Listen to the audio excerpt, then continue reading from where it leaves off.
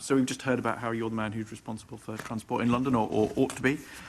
You'd be aware, I'm sure, today that the Office of Rail and Road have decided to bring a prosecution against Transport for London and against the Tram Operations Limited and the driver in relation to the fatal tram crash in Croydon 6 years ago now, nearly. And what I see and what I hear from people who've been involved in that over that period, in particular from the families, is that I think you and your office have been obstructive and unhelpful in getting to the bottom of that. So I wonder whether you feel that you've done enough to allow the families and their relatives to get to the truth and to get justice about what happened with that crash.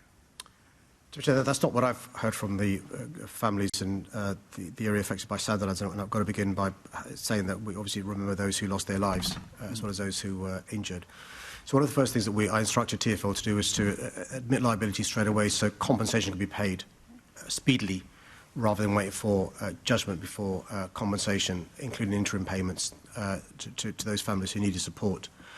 The ORR have said they're bringing regulatory proceedings against TfL, against Toll, and also against the driver.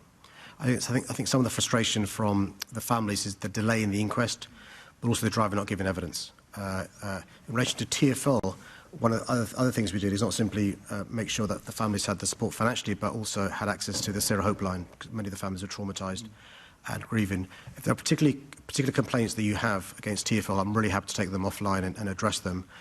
I'm disappointed if families are unhappy with TfL's response, but they really have responded quickly to issues raised by family members and also those in the community affected.